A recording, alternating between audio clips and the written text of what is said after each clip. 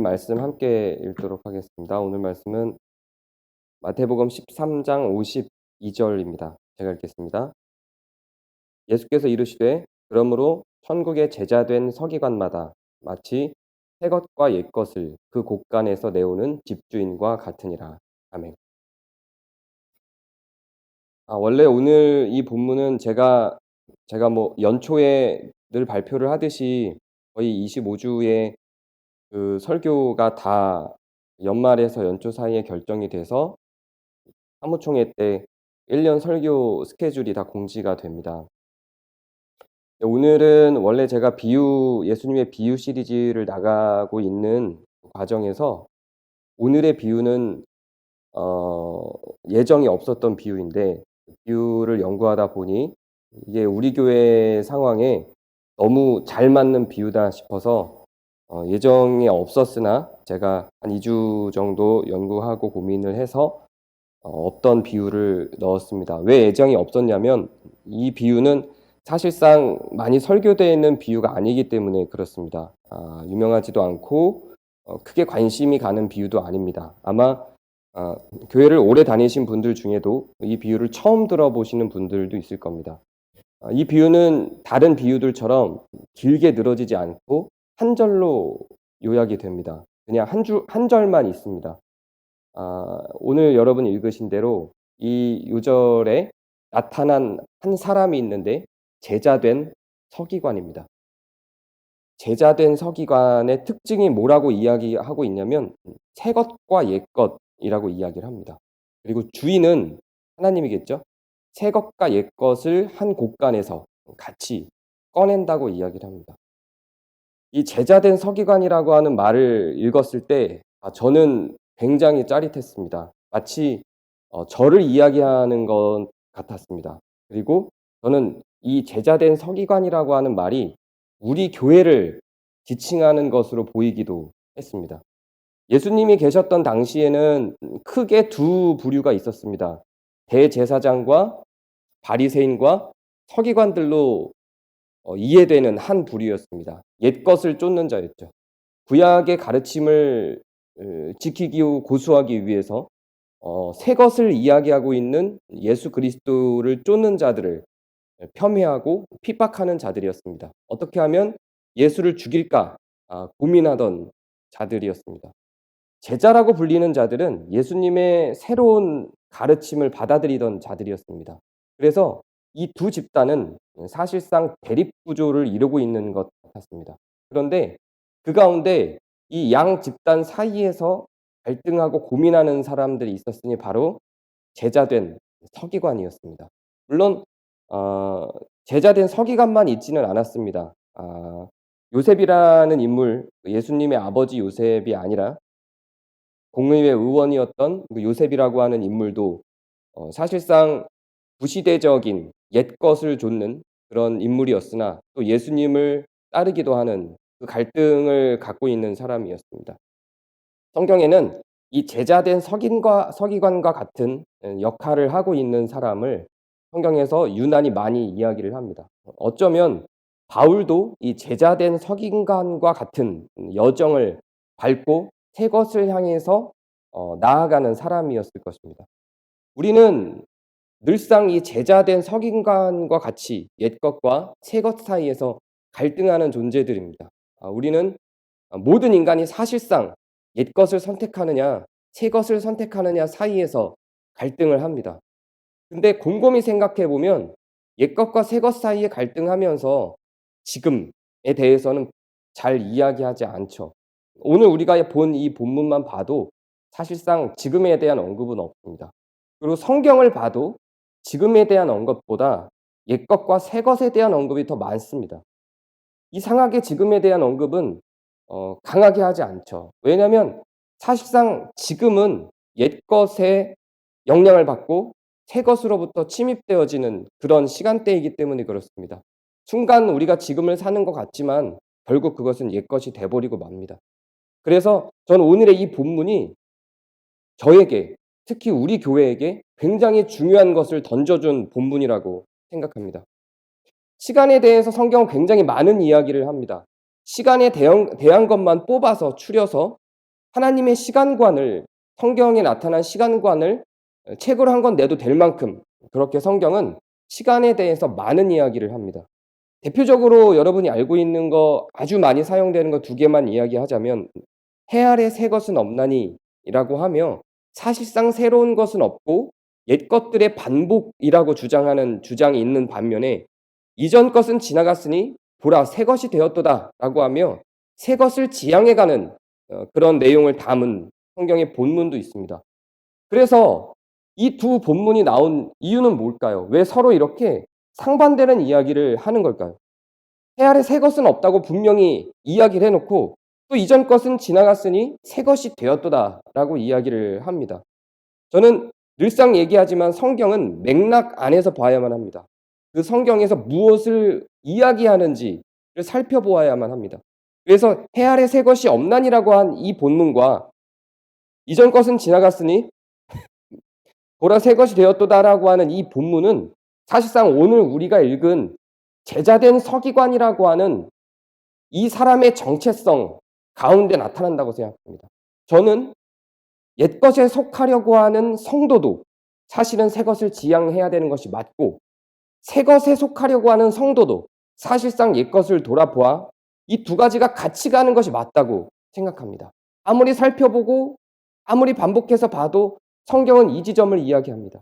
너무나도 명료하게 성경은 옛것과 새것을 한 곳간에서 꺼내는 하나님의 모습을 계속 보여줍니다. 하나님께는 옛것도 의미가 없고 새것도 의미가 없습니다. 하나님은 시간을 창조하신 분이고 시간을 만드신 분입니다.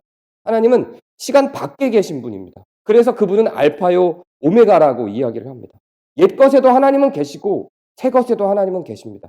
옛것을 보면서 하나님이 없었다고 결코 말할 수 없습니다. 새것이 다가올 때 그 안에 하나님이 없다고도 우리는 말할 수 없습니다.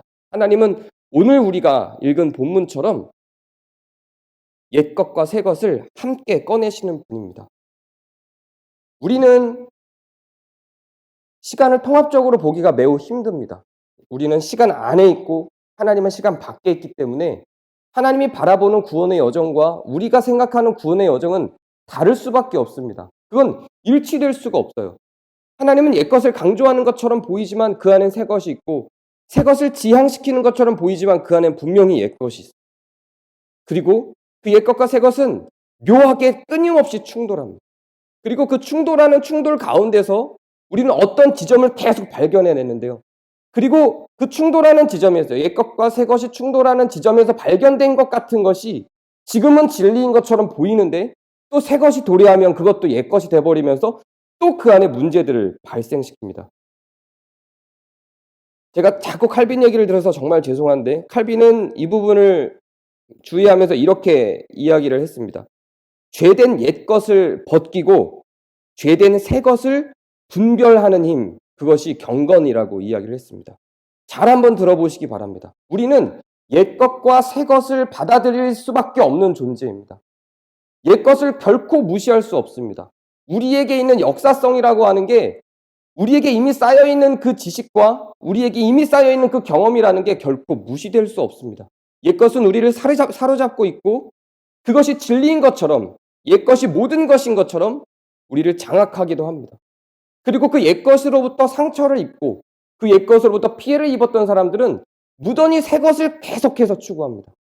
새것을 끊임없이 추구하면서 옛것은 죄인 것처럼, 새것은 완전히 의로운 것처럼 이야기를 하고 생각하기도 합니다. 그런데 이 칼빈의 이야기를 한번 잘 귀 기울여 주시기 바랍니다.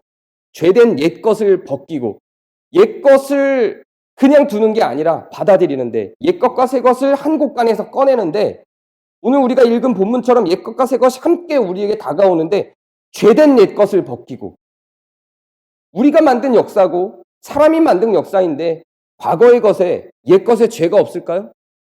없을 수가 없죠. 하나님이 만든 게 아니라 이 역사는 결국 인간의 손으로 만들고 인간이 말하고 인간이 걸어간 길이기 때문에 결코 그 옛것 속에 의만 존재하지는 않습니다. 분명히 악한 것이 있고 죄된 것이 있습니다. 그래서 죄된 옛것을 벗기고 죄된 새것을 분별합니다. 새로 도래할 것은 사실 우리는 그것이 죄된 것일지 의로운 것일지 분별하기 어렵습니다. 닥쳐봐야 알고 살아봐야 알고 그것이 도래해 봐야 그때야 비로소 그것이 우리에게 죄된 것들로 다가올지 의로운 것으로 다가올지를 분별할 수 있습니다. 경험되지 않은 것은 의롭다, 악하다 판단낼 수가 없습니다. 그래서 미래의 것은, 새 것은 도래하고 우리 삶 속에 침입해 들어와서 우리가 그것을 경험해야 그때야 비로소 그것이 악한지 의로운지 알아볼 수가 있습니다. 그래서 죄된 옛것을 벗기고, 죄된 옛것은 우리가 의로운지 그른지 혹은 잘못된 것인지 바른 것인지 분별해낼 수 있습니다. 우리가 경험했고 알고 있고 익숙한 바고 그것으로 인해서 피해 입은 자가 누구인지 알고 있고 그것으로 인해서 고통받는 사람들을 대면해 살아낸 경험들이기 때문에 우리는 옛것에서 분명히 말씀을 대하여 하나님 앞에 서서 똑바로 눈을 뜨고 우리의 이기를 버리고 죄된 습성을 버리고 경건한 마음으로 바라볼 때 옛것에서 죄된 것들을 벗길 수 있는 실력이 우리에게 있습니다. 그러나 새로 도래할 것들에 대해서 우리는 그것이 죄된 것인지 새 것인지 분별할 힘이 없습니다. 기본적으로는 분별해낼 수 있겠죠. 가상적인 분별입니다. 아직 경험해보지 않았기 때문에 그것이 어떤 범죄를 초래할지 어떤 죄된 것을 가져올지 모르기 때문에 우리는 일단 맞이하고 봅니다. 그래서 옛것의 죄된 습성들로부터 고통받은 사람들은 무조건적으로 새 것을 도래시키려고 합니다. 옛것의 의로운 것들로부터 혜택을 입은 자들은 새로운 것들에 대한 두려움으로 계속해서 새 것을 거절하게 됩니다. 그러나 성경은 옛것과 새 것이 같이 갈 수밖에 없음을 무던히 끊임없이 이야기를 합니다. 저는 우리 교회에 와서 굉장히 많은 교회들을 경험하고 다녔습니다. 의도적으로 다른 교회들을 연구하고 다른 교회들을 알기 위해서 찾아다녔습니다. 제가 경험한 교회들은 이 두 양극단 어딘가에 있었습니다. 옛것, 제가 속해 있던 합신이라고 하는 단체는 완전히 옛것에 매몰되어 있는 단체입니다. 제가 몇 번이나 얘기했기 때문에 아마도 아실 거라고 생각합니다. 그 합신이라고 하는 단체도 그 교단도 한때는 새 것이었습니다. 전두환 대통령이 지금 총신 학교를 중심으로 구성된 합동이라는 교단에 민주화 운동을 하던 청년들을 고발하도록 요청을 하고 그것에 대한 혜택을 교회에 주기로 결정을 하면서 많은 교회들이 거기에 동의를 했습니다. 그 당시에 거기에 반대를 하면서 우리는 우리 교회 청년들을 고발할 수 없다라고 주장을 하는 교수님들이 잘렸고 그 교수님들을 중심으로 만들어진 게 합신이었습니다. 그때는 합신은 새 것이었고 옛것의 습성 속에 녹아있는 죄된 것들을 벗어버리기 위해서 만들어진 것이었습니다. 그러나 지금 합신은 또 다른 죄된 것을 입었고 이미 과거의 것으로 전락해버리고 많은 모습들을 제 눈으로 확인하고 옛것 속에 담겨있는 의로운 모습보다 옛것 속에 담겨있는 죄된 것들을 더 많이 담아내고 있는 모습들을 확인합니다. 물론 그 모든 것들이 죄되다고 말할 수는 없죠. 그 안에 의로운 것이 있기 때문에 그 가치를 여전히 추구하는 사람들이 분명히 있습니다. 그러나 그 옛것의 경험을 통해서 옛것의 죄된 것과 의로운 것들을 분별하기가 힘듭니다. 왜냐하면 한 시간 가운데 그 의로운 것과 죄된 것이 같이 엮여 있어서 눈을 똑바로 뜨고 하나님을 대면하여 바라보지 않으면 분별해서 그것을 잡아낼 수가 없기 때문에 그렇습니다. 합신도 한때는 그러하였던 것처럼 지금 우리가 걸어가고 있는 앞으로 맞이할 새 것들도 언젠간 그렇게 될지도 모릅니다. 그래서 우리는 칼빈이 한 이 이야기, 죄된 옛것을 벗어버리고 죄된 새 것을 분별하며 가는 힘이 정말로 필요합니다. 특히 우리 교회는 더더욱 필요합니다. 제가 우리 교회에 와서 합신에 속해 있던 그런 옛것에 물들었고 옛것에 익숙해 있던 내 몸을 보면서 내가 익숙해 있던 죄되지 않았다고 생각했던 괜찮았다고 생각했던 것들이 얼마나 죄된 습성이었는지 얼마나 많은 고통들을 만들어냈는지 내가 편하기 위해서 목회자가 편하기 위해서 얼마나 불편한 성도들을 양산해냈는지 얼마나 성도들을 불편하게 했는지 교회의 이루어짐을 얼마나 많이 방해했는지를 조금 알기 시작했습니다. 이렇게 새롭게 구성되어 있는 어떤 그 합신에 비하면 새롭게 구성되어 있는 어떤 공동체에 들어와서야 비로소 새 것을 맞이하고서야 비로소 옛것에 내가 속해 있을 때 그것이 주었던 악함을 발견할 수가 있었습니다. 제가 만약에 이 더함 공동체 교회를 만나지 않았다면 저는 합시인이 갖고 있었던 악함을 전혀 인지하지 못했을 가능성이 매우 높습니다. 그런데 더함 공동체 교회에 와서 공동체 속에서 맞이한 새 것을 몸에 담아서 경험을 하고 나니까 그때야 비로소 합신이 갖고 있었던 문제들을 볼 수 있었습니다. 그래서 저는 좀 더 우리 교회보다 더 새 것을 지향하는 교회들을 탐색해 보기도 했습니다. 우리가 죄송합니다. 제가 감기가 조금 심해서 우리가 지난 일주일간 지난 종교개혁 기념 저녁 성경 공부 저녁 모임 독서 모임 때 일주일간 탈교회라고 하는 느헤미야에서 나온 책을 보면서 새롭게 구성되는 교회들의 전형을 소개한 것들을 봤죠. 무교회주의도 봤고요. 평신도 교회도 봤고요. 우리 교회보다도 훨씬 더 옛것을 완전히 차단하고 옛것을 완전히 다 버리고 새 것만 추구하며 가는 교회도 봤습니다. 그 교회도 여전히 사실상 우리가 생각하는 것보다 훨씬 더 많이 고군분투하고 굉장히 의로운 것들을 만들어내지만 그 안에서 또 상처를 입고 떠나며 그 안에서 또 새로운 것들에 적응하지 못해서 옛 것들보다 더 큰 아픔을 안고 분열되고 갈라지고 서로 분쟁 가운데로 가는 것들을 봤습니다. 그 새 것에도 옛 것이 담고 있었던 죄된 습성을 벗어나기 위해서 반작용으로 그냥 확 가버렸지만 사실상 그 새 것은 아까 제가 이야기한 것처럼 죄된 것일지 의로운 것으로만 가득할지 경험해보지 않았기 때문에 하나의 모험입니다. 어떤 측면에서는 그런 사람들이 있기 때문에 지금 우리와 같은 우리 교회와 같은 포지션을 갖고 옛것과 새 것을 다 담고 있는 교회들이 더 많은 것들을 배울 수가 있겠죠. 그렇게 완전히 새로운 것으로만 가는 공동체들은 그때 우리가 탈교회를 통해서 확인해 본 것처럼 굉장히 많은 시도들이 있었으나 굉장히 많이 문을 닫고 사라지고 흡수되고 없어지는 것들을 경험합니다. 많은 운동들로 굉장히 많은 새로운 것들로만 구성된 교회들이 생겨났지만 사실은 옛것을 완전히 단절함으로 인해서 새로운 것의 실패가 정말로 의로운 마음을 갖고 모인 사람들의 마음을 더 크게 아프게 하면서 분열로 만들어냈던 역사들을 조사하고 연구한 것들을 우리가 읽었었습니다. 저는 우리 교회가 이 옛것과 새것을 다 담고 있다고 생각합니다. 우리는 사실상 어떤 측면에서는 목회자 중심교회의 한 전형의 모습을 그대로 갖고 있습니다. 목사는 설교를 하고 청중은 듣습니다. 제가 가르치고 여러분은 배우는 것 같습니다. 거기에 대해서 질문을 하거나 이의를 제기하거나 새로운 것을 발휘할 기회라고 하는 것은 전교인 대화와 일반 성도 설교밖에 없습니다. 그러나 그마저도 사실상 회피되기 쉽습니다. 그마저도 우리에게 익숙한 것은 아니기 때문에 쉽게 받아들여지지가 않습니다. 그래서 어떤 측면에서 저는 우리 교회가 옛것에 더 가까운 새것을 지향하는 교회라고 생각합니다. 그래서 저는 조금 더 새것으로 가보고 안 가본 걸음을 걸어보고 그 새것이 정말로 의로운 것인지 또한 그 새것 중에 어떤 악함이 있을 수 있는지를 경험해보고자 다른 많은 변화들을 제안을 했던 것입니다. 저는 저희 교회가 제가 제자된 서기관의 정확한 역할을 감당하고 있다고 생각합니다.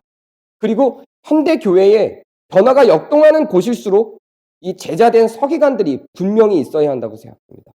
옛것을 고스란히 받아들이고 옛것을 고스란히 답습하는 그런 형식을 갖춘 서기관이면서 새것의 가치와 새것을 지향해 나가는 제자로서의 삶을 살아가는 그러한 사람들이 저는 필요하다고 생각합니다.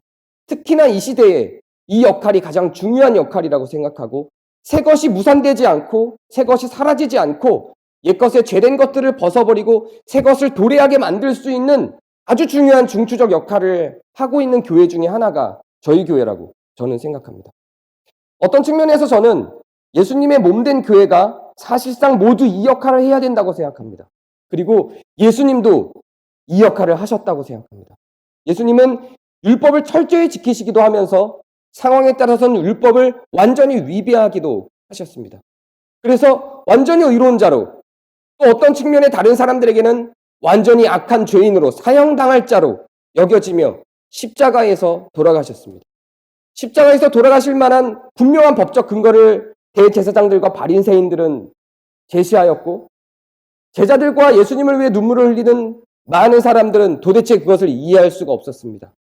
그 사이에서 예수님은 이미 옛것이 어떤 문제를 안고 있는지, 어떤 긍정적인 요소를 담고 있는지, 도래할 새 것이 어떤 문제를 안고 있는지, 어떤 새로운 것들을 도래시켜 우리를 의롭게 만들지를 알고 설교에 내셨던 많은 그분의 말씀들을 우리가 지난 한 해 동안, 올 한 해 동안 살펴보았습니다. 우리는, 교회는, 그리고 성도는 바로 이 제자된 서기관으로서의 역할을 감당한다고 생각합니다. 새 것을 지향하는 사람들도 분명히 있어야 할 것이며, 옛 것을 지켜야 하는 사람들도 분명히 있어야 할 것입니다. 그러나 더욱더 분명하게 성도 개개인이 이 제자된 서기관으로서 살아갈 때, 저는 이 세상이 성화되어져 가는 길목을 만들어내는 역할을 할 수 있다고 생각합니다.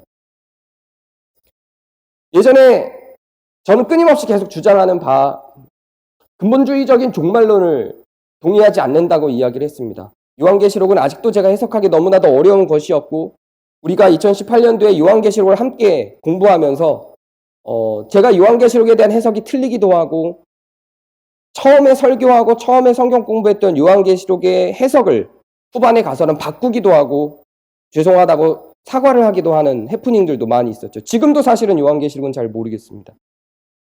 어떤 용기로 그때 요한계시록을 같이 공부해냈는지 사실 그때의 저의 과감성에 대해서 박수를 보내고 싶습니다.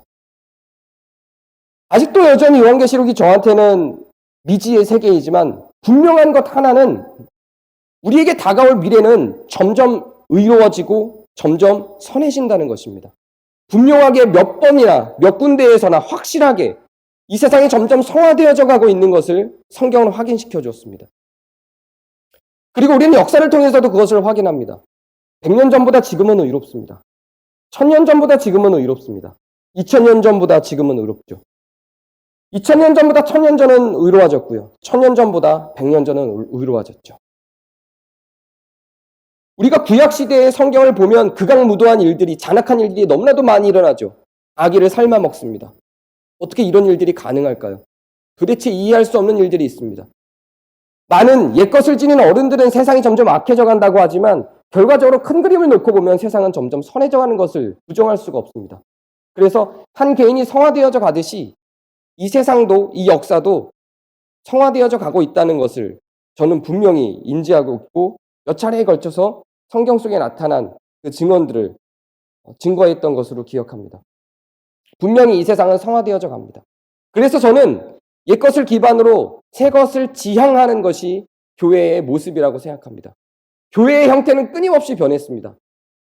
우리가 1세기 교회에 대해 이야기를 통해서 배운 바, 나눴었던 바, 1세기 교회 당시, 예수님이 살았던 당시의 교회의 모습은 지금 같지 않았습니다. 예배의 형태도 지금 같지 않았습니다. 그렇다고 그때로 돌아가야 할까요? 그때의 모습이 원래적 모습일까요? 그게 본래적 모습의 교회이고 그것에 부합하지 않는 건 다 가짜일까요? 혹은 암흑시기였던 중세시대의 교회의 예배 형태들은, 지금도 유지되는 미사의 모습은 다 가짜일까요? 그 미사를 통해서 은혜 받는 사람들이 또 얼마나 많은지 모릅니다. 예배의 형태도 교회의 모습도 끊임없이 변해왔습니다. 새 것은 끊임없이 도래하고, 지금 우리가 갖고 있는 예배의 형태도 분명히 변할 것이고, 교회의 조직도 분명히 변할 것입니다. 그 변화들에 불편한 사람들이 분명히 있을 것이고, 그 변화들을 환호하는 사람들이 분명히 있을 것이고, 우리 교회는 특히 이 두 생각을 가진 사람들이 같이 공존하고 있습니다. 제가 경험했던 합신에서는 새 것을 도래시키기를 원하는 사람들은 같이 갈 수가 없습니다. 또 제가 찾아갔던 새로운 것들로만 구성돼서 새로운 것들로만 받아들이는 그 교회에서는 옛것을 주장하는 사람들은 도저히 같이 갈 수가 없습니다. 그런데 우리 교회는 매우 독특하게 옛것과 새것이 상처를 주며 공존하고 있습니다. 저는 그것이 우리가 갖는 힘이라고 생각합니다. 그리고 그것이 예수님이 오늘 비유를 통해서 말하셨던 제자된 서기관이라고 생각합니다. 제자된 서기관이 갖고 있었던 고통이 얼마나 컸을지 한번 상상해 주시기 바랍니다. 서기관에도 속하지 못했어요. 그렇다고 제자에도 속하지 못했습니다. 그 어디에도 속하지 못하면서 그 내적 갈등이 얼마나 컸을까요? 저는 그런 갈등을 우리 교회가 담고 있다고 생각하고 이 갈등을 통해서 새 것이 분명히 도래할 거라고 생각합니다. 옛것을 완전히 버리고 새 것으로만 도래시키기 위해서 걸어갔던 사람들이 무의미하다고 이야기하는 것이 아니고 옛것을 지키려고 발버둥 치는 사람들이 무의미하다고 이야기하는 것이 아닙니다. 분명히 그들 나름대로의 각자의 가치가 있고 그것이 또한 우리에게 큰 공부가 되기도 합니다. 지금 모든 시대에, 꼭 이 시대만이 아니라 모든 시대에 그런 역할을 하는 사람들은 계속 있을 겁니다. 계속 옛것을 주장하는 사람은 있을 것이고 계속 새것을 주장하는 사람은 있을 것이고 우리 교회처럼 두 개가 공존하는 그런 내적 갈등을 갖고 있는 사람과 두 개가 공존하는 공동체도 있을 것입니다. 저는 그래서 우리 공동체가 희망이 있고 역할이 중요하며 의미롭다고 생각합니다. 여러분이 갖고 있는 교회를 통해서 갖고 있는 교회에 대해서 갖고 있는 갈등을 제가 얼마나 많이 지난 5년 동안 들었을까요? 이 사람한테는 이 편을 들어주고 저 사람한테는 저 편을 들어주기도 했습니다. 장로님이 얘기할 때는 장로님 편을 듣고 청년들이 얘기할 때 청년들 편을 들었습니다. 근데 나중에 공문회장으로 들어와서 내가 그걸 선택해야 될 때는 선택할 수가 없어요. 그래서 방향을 바꿔서 장로님한테는 청년들을 이해시키려고 하고 청년들한테는 장로님을 이해시키려고도 해봤습니다. 그러다가 또 갈등이 발생을 해요. 그래서 제가 결정한 건 일단 발을 빼고 지켜보자. 그래서 제 권위를 제가 갖고 있는 모든 권한을 다 내려놓고 지켜보기로 한 것입니다. 그리고 공동체적 역동을 한번 바라보자. 이렇게 다름에도 불구하고 같이 가고 있는 그렇게 싸웠는데도 불구하고 사랑하고 있는 여러분들을 한번 믿고 목회자로서의 조바심과 높아심을 버리고 신뢰와 믿음을 갖고 같이 한번 걸어가 보자. 내가 결정하고 내가 다 보듬고 가는 것이 아니라 정말로 우리 공동체에 역동하는 성령님을 믿어보자. 그 성령님을 마음에 담고 있는 이 성도들의 역동과 이 성도들 안에 담겨있는 성령님의 열매들을 한번 믿어보자. 그리고 제가 조합하고 제가 만들어내려고 했던 욕심을 버리고 일단 한 걸음 뒤로 물러서려고 했던 게 제가 제안했던 그런 여러 규약들에 대한 내용들입니다. 이것이 어떤 효과를 낼지 그건 잘 모릅니다.